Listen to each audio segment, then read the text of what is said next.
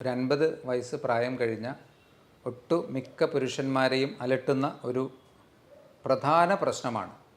ശരിക്ക് വല്ലാതെ അവരുടെ ലൈഫിനെ ബുദ്ധിമുട്ടിക്കുന്ന ഒരു പ്രശ്നമാണ് പുരുഷന്മാരിലുള്ള പ്രോസ്റ്റേറ്റ് ഗ്രന്ഥിയുടെ വീക്കം. ഇതിന് സാധാരണ പറയുന്നത് ബിനൈൻ പ്രോസ്റ്റാറ്റിക് ഹൈപ്പർട്രോഫി എന്നാണ്. ഏറ്റവും ബുദ്ധിമുട്ടിക്കുന്നത് രാത്രികാലങ്ങളിലുള്ള അടിക്കടി മൂത്രമൊഴിക്കേണ്ടി വരുന്ന പ്രശ്നമാണ്.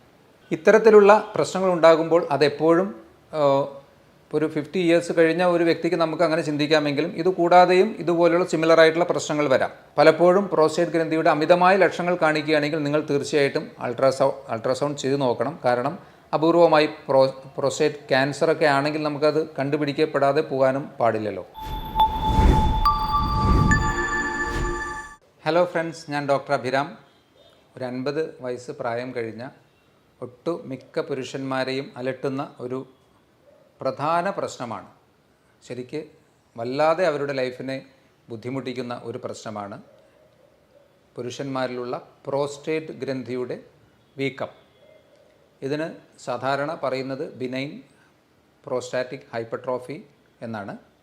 അതായത് പ്രോസ്റ്റേറ്റ് ഗ്രന്ഥിയുടെ കുറച്ച് ക്രമാനുഗതമായ വളർച്ചയിലുള്ള ആധിക്യം, അതിൻ്റെ വലിപ്പം കൂടുകയാണ് ചെയ്യുന്നത്.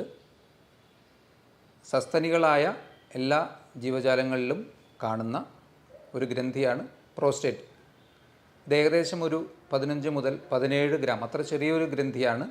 നമ്മുടെ മലാശയത്തിൻ്റെ തൊട്ട് മുൻപിലായുള്ള യൂറിനറി ബ്ലാഡർ അഥവാ മൂത്രസഞ്ചിയുടെ താഴെ സ്ഥിതി ചെയ്യുന്ന ഒരു ഗ്രന്ഥിയാണ്, 2 വശങ്ങളിലായിട്ട്. അതുകൊണ്ട് തന്നെയാണ് ഏറ്റവും കൂടുതൽ ഈ ഒരു പ്രോസ്റ്റേറ്റ് ഗ്രന്ഥിയുടെ വീക്കവുമായിട്ട് മൂത്രസംബന്ധമായ പ്രശ്നങ്ങൾ ഉണ്ടാകുന്നത്.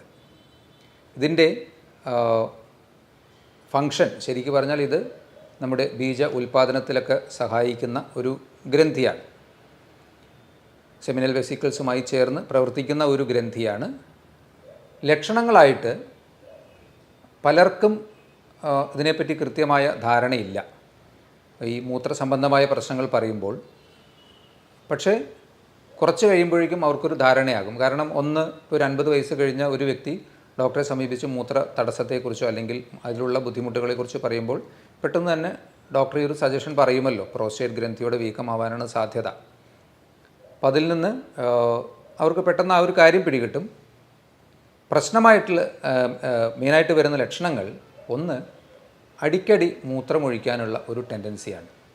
ഈ ഒരു മെക്കാനിസം എങ്ങനെയാണെന്നാൽ, നമ്മുടെ യൂറിനറി ബ്ലാഡറിൻ്റെ താഴത്തെ ഭാഗം കഴിഞ്ഞ് അതിൻ്റെ ഉള്ളിൽ നിന്ന് പുറത്തേക്ക് മൂത്രനാളി, അതായത് പുരുഷന്മാർക്ക് പുറത്തേക്കുള്ള മൂത്രനാളി, അത് തുടങ്ങുന്നത് ഭാഗത്താണ് ഈ ഒരു ഗ്രന്ഥി വരുന്നത്. അതുകൊണ്ട് തന്നെ ഈ ഒരു ഗ്രന്ഥിയുടെ വീക്കം എപ്പോഴും പ്രഷർ സിംറ്റംസ് ഉണ്ടാക്കുന്നു. അപ്പോൾ കുറച്ച് ബ്ലാഡറിൽ മൂത്രമാവുമ്പോഴേക്കും ഈ ഒരു പ്രഷർ എഫക്റ്റ് കാരണം നമുക്ക് മോർ ഓഫ് ഒരു ഫുള്ളായിട്ടുള്ളൊരു ഫീലിംഗ് വരും, മൂത്രമൊഴിക്കണം തോന്നും. പക്ഷേ മൂത്രമൊഴിച്ചാൽ പൂർണ്ണമായി ഒഴിഞ്ഞു പോവുകയില്ല. അപ്പോൾ അടിക്കടി മൂത്രമൊഴിക്കാനുള്ളൊരു ടെൻഡൻസിയാണ്. അത് തന്നെ രാത്രി കാലങ്ങളിൽ ഉറക്കത്തെ നല്ലതുപോലെ ഡിസ്റ്റർബ് ചെയ്യുന്ന രീതിയിൽ 3ഓ 4ഓ തവണയൊക്കെ എഴുന്നേറ്റ് മൂത്രമൊഴിക്കേണ്ട ഒരു അവസ്ഥ ഉണ്ടാകാം.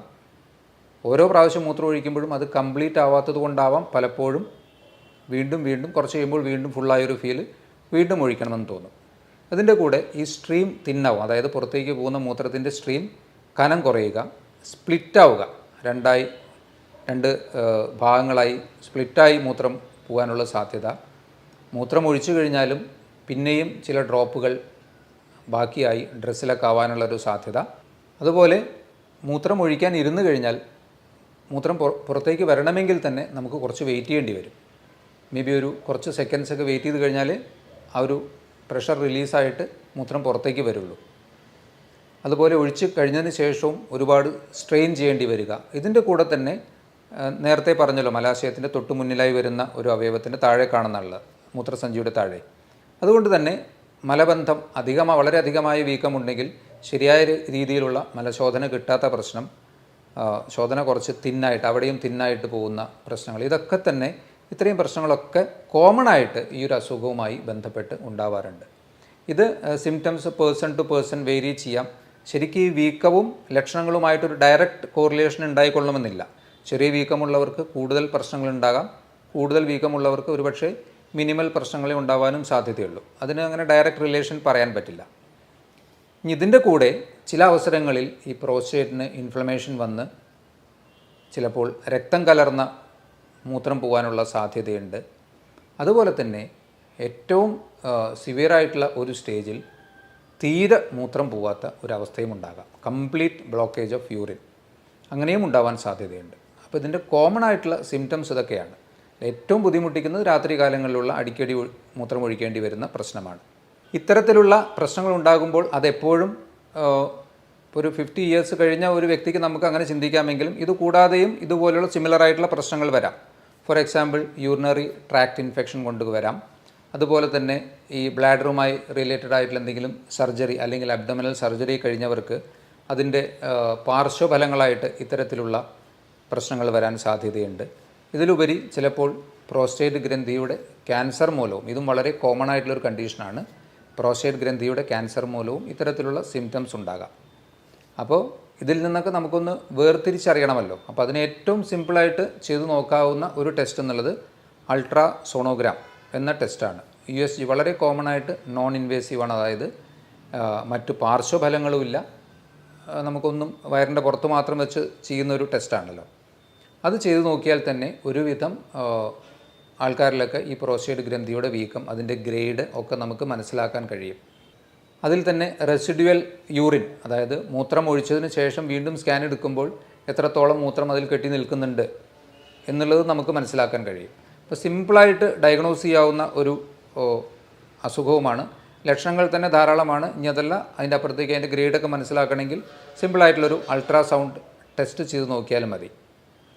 ഈ ഒരു അസുഖം കൂടുതൽ പ്രശ്നങ്ങൾ ഉണ്ടാക്കാൻ സാധ്യതയുള്ള ഒരു ഗ്രൂപ്പ്, ഒന്ന് ഏജ് അഡ്വാൻസ് ചെയ്യുന്നതിനനുസരിച്ചിട്ട് ഈ ഒരു ഗ്രന്ഥിയുടെ വീക്കം കുറച്ച് കൂടി വരാനും ബുദ്ധിമുട്ടുകൾ കൂടാനുമുള്ള സാധ്യതയുണ്ട്. അപ്പോൾ ഏജ് ഒരു ഫാക്ടറാണ്. 2, ഫാമിലി ഹിസ്റ്ററി ഓഫ് ഇത്തരത്തിലുള്ള പ്രോസ്റ്റേറ്റ് അസുഖങ്ങൾ പെട്ടെന്ന് വരാൻ ടെൻഡൻസി ഉള്ളവർക്ക് അത് കൂടുതൽ ബുദ്ധിമുട്ടുണ്ടാക്കാം. അമിതവണ്ണമുള്ളവർക്ക് ഇതൊരു കൂടിയ പ്രശ്നമായി തോന്നാൻ സാധ്യതയുണ്ട്. അതുപോലെ തന്നെ ഹാർട്ടിൻ്റെ അസുഖങ്ങളുള്ളവർ, ഡയബറ്റീസ് പോലെയുള്ള അസുഖങ്ങളുള്ളവർക്കൊക്കെ തന്നെ ഈ ഒരു പ്രോസ്റ്റേറ്റ് ഗ്രന്ഥിയുടെ BPH എന്ന അസുഖത്തിൽ കൂടുതൽ ലക്ഷണങ്ങൾ ഉണ്ടാകാൻ സാധ്യതയുണ്ട്. അപ്പോൾ ഇനി ഇതിനെങ്ങനെ മാനേജ് ചെയ്യാൻ പറ്റുക? ഇതിനെ കാര്യമായിട്ട് പലരും കാര്യമായ ചികിത്സ നിഷ്കർഷിക്കാറില്ല. അൺലെസ് ആൻഡ് അൺടിൽ സിംറ്റംസ് നമ്മളെ വല്ലാതെ ബുദ്ധിമുട്ടിക്കുന്നുണ്ടെങ്കിൽ, ഒരുവിധം മാനേജ് ചെയ്യാൻ പറ്റുമെങ്കിൽ നമ്മൾ തന്നെ ലൈഫ് സ്റ്റൈലിൽ കുറച്ച് അഡ്ജസ്റ്റ്മെൻറ്റ് ചെയ്താൽ മതി. ഭക്ഷണത്തിലൊക്കെ അധികമായിട്ടുള്ള സ്പൈസി ഫുഡ്, അതുപോലെ ജങ്ക് ഫുഡ്, ഇതൊക്കെ മാക്സിമം ഒഴിവാക്കുക. ഏറ്റവും പ്രധാനപ്പെട്ട ഒരു കാര്യം, നമുക്ക് ഉള്ളിലേക്ക് കൂടുതലായിട്ടുള്ള വെള്ളം ലിക്വിഡ്സ് അല്ലെങ്കിൽ ഫ്ലൂയിഡ്സ് ചെല്ലുമ്പോഴാണല്ലോ നമുക്ക് അത് യൂറിൻ്റെ ഫോമിൽ പുറത്തേക്ക് വരുന്നത്. അതുകൊണ്ട് തന്നെ പ്രോസ്റ്റേറ്റ് ഗ്രന്ഥിയുടെ വീക്കം കൊണ്ട് ബുദ്ധിമുട്ടുള്ളവർ ആദ്യം ചെയ്യേണ്ടത് ഒരു 7 മണിയോടുകൂടി നിങ്ങൾ ലിക്വിഡ് ഫുഡ് അല്ലെങ്കിൽ വെള്ളം കുടിക്കുന്ന കാര്യങ്ങൾ നിർത്തുക. അപ്പോൾ ഏകദേശം നിങ്ങളൊരു 7 മണിക്ക് ശേഷം ഒരു 9 മണി അല്ലെങ്കിൽ 10 മണിക്ക് കിടക്കുന്ന ഒരാളാകുമ്പോൾ 1-2 തവണ ഒരു അത്യാവശ്യം അതിൽ നിന്ന് ഫോം ചെയ്ത യൂറിൻ ഒഴിച്ചു പോയി കഴിഞ്ഞാൽ പിന്നെ രാത്രിയിൽ അത്ര ബുദ്ധിമുട്ടുകൾ ഉണ്ടാകാൻ സാധ്യതയില്ല. അപ്പോൾ ആദ്യം ചെയ്യേണ്ടത് അതാണ്. അതുവരെ നിങ്ങൾക്ക് നല്ലതുപോലെ വെള്ളം കുടിക്കാം. കാരണം ഏറ്റവും പ്രശ്നം ഇതിൽ ഉറക്കം നഷ്ടപ്പെടുക എന്നുള്ളത് തന്നെയാണല്ലോ. അപ്പോൾ 7 മണിയോടുകൂടി വെള്ളം അധികമായി കുടിക്കുന്ന ശീലമുണ്ടെങ്കിൽ അത് നിർത്തുക. പിന്നെ ഞാൻ ഈ പറഞ്ഞ ഭക്ഷണക്രമം സ്വീകരിക്കുക. വ്യായാമം ഇതിന് തീർച്ചയായിട്ടും നല്ല രീതിയിൽ ഹെൽപ്പ് ചെയ്യുന്നതാണ്. നിങ്ങൾ സാധാരണ സ്വിമ്മിങ്, ജോഗിങ് അല്ലെങ്കിൽ സാധാരണ നടത്തം, നിങ്ങളുടെ നോർമൽ ഓപ്റ്റിമൽ വെയ്റ്റ് മെയിൻറ്റെയിൻ ചെയ്യുന്നതിലേക്ക് വേണ്ടിയും ഈ ഒരു അസുഖവുമായി റിലേറ്റഡ് ആയിട്ടും കൃത്യമായ വ്യായാമം ഒരു പരിധിവരെ ഇതിൻ്റെ എക്സസീവ് സിംറ്റംസ്, അതായത് കൂടുതൽ ബുദ്ധിമുട്ടുകൾ ഒഴിവാക്കും. അതിൽ തന്നെ കെഗൽസ് എക്സസൈസ്, ഇപ്പോൾ നിങ്ങൾക്ക് യൂട്യൂബിലൊക്കെ നോക്കിയാൽ പെട്ടെന്ന് അവൈലബിൾ ആവുന്ന ഒരു മെത്തേഡാണ്. അപ്പോൾ അത് നോക്കിയിട്ട് കെഗൽ എക്സസൈസ് പൊതുവെ പെൽവിക് മസിൽസിനെയൊക്കെ ഒന്ന് സ്ട്രെങ്തൻ ചെയ്യാൻ വേണ്ടിയിട്ട് ഉപയോഗിക്കാവുന്നതാണ്. അപ്പോൾ കെഗൽസ് എക്സസൈസ് പ്രാക്ടീസ് ചെയ്യാം. അതുപോലെ തന്നെ യോഗയിൽ ഇതിനെ സഹായിക്കുന്ന ചില എക്സസൈസ് പോസ്ചേഴ്സ് ഉണ്ട്. ഇതൊക്കെ തീർച്ചയായിട്ടും ഈ ഒരു ബുദ്ധിമുട്ടുണ്ടെങ്കിൽ അത് ഒന്ന് പ്രാക്ടീസ് ചെയ്യുന്നത് നല്ലതായിരിക്കാം. കാരണം BPH എന്നുള്ളത് ഇൻവേരിയബിളി ഒരു 50ക്ക് ശേഷം എപ്പോൾ വേണമെങ്കിലും, 50ക്ക് മുന്നേ ഇപ്പോൾ പലപ്പോഴും കാണാറുണ്ട്, ഏതൊരവസരത്തിലും ചെറുതായിട്ട് തുടങ്ങി നല്ല സിവിയർ ആവാൻ സാധ്യതയുള്ള ഒരു അസുഖമാണ്. അതുകൊണ്ട് തന്നെ അതിനെ വരാതിരിക്കുക എന്നുള്ളതിനേക്കാളും വന്നതിനെ കൂടാതെ മാനേജ് ചെയ്ത് പോകുന്നതായിരിക്കാം നന്നാവുക ഈ ഒരു അസുഖത്തിൽ. എന്നുവെച്ചാൽ ഞാൻ പറഞ്ഞല്ലോ മാമൽസ് ആയിട്ടുള്ള എല്ലാ ജീവികൾക്കും ഈ ഒരു ഗ്രന്ഥിയും അതുമായി ബന്ധപ്പെട്ട ഈ ഒരു പ്രശ്നങ്ങൾ നമുക്കാണത് കാര്യമായിട്ട് മനസ്സിലാവുന്നത്, ഉണ്ടാകാൻ സാധ്യതയുണ്ട്. അപ്പം അതുകൊണ്ട് അതിന് നല്ല രീതിയിൽ മാനേജ് ചെയ്ത് പോവുക. ഇത്രയും കാര്യങ്ങൾ ചെയ്തു കഴിഞ്ഞാൽ അതിൻ്റെ ആ ഒരു നമുക്ക് മെഡിസിൻ കഴിക്കേണ്ട അവസ്ഥയിലേക്കൊന്നും പലപ്പോഴും പോകേണ്ടി വരില്ല. ഇനി പലപ്പോഴും പ്രോസ്റ്റേറ്റ് ഗ്രന്ഥിയുടെ അമിതമായ ലക്ഷണങ്ങൾ കാണിക്കുകയാണെങ്കിൽ നിങ്ങൾ തീർച്ചയായിട്ടും അൾട്രാസൗണ്ട് ചെയ്ത് നോക്കണം. കാരണം അപൂർവമായി പ്രോസ്റ്റേറ്റ് ക്യാൻസറൊക്കെ ആണെങ്കിൽ നമുക്കത് കണ്ടുപിടിക്കപ്പെടാതെ പോകാനും പാടില്ലല്ലോ. അതും വളരെ കോമൺ ആയിട്ടുള്ള ഒരു കണ്ടീഷനാണ്. ഈ പ്രോസ്റ്റേറ്റ് ക്യാൻസർ കോമൺ ആയിട്ട് പുരുഷന്മാർക്ക് വരുന്നൊരു പ്രശ്നമാണ്. അതുപോലെ തന്നെ PSA test, prostate specific antigen test, അതൊക്കെ ചെയ്തു നോക്കാവുന്നതാണ്. അപ്പോൾ അതിൽ നിന്ന് നമുക്ക് അത്തരത്തിലുള്ള കുറച്ചുകൂടി മാരകമായ പ്രശ്നങ്ങളിലേക്ക് ഇത് പോയിട്ടുണ്ടോ എന്നും മനസ്സിലാകും. ഇത്രയും കാര്യങ്ങളാണ് ഈ പ്രോസ്റ്റേറ്റ് ഗ്രന്ഥിയുമായി നിങ്ങൾക്ക് ശ്രദ്ധിക്കാനും അറിയാനുമായി പറയാനുള്ളത്. ഇതുപോലുള്ള മറ്റൊരു വീഡിയോയുമായി വീണ്ടും കാണാം. ബൈ.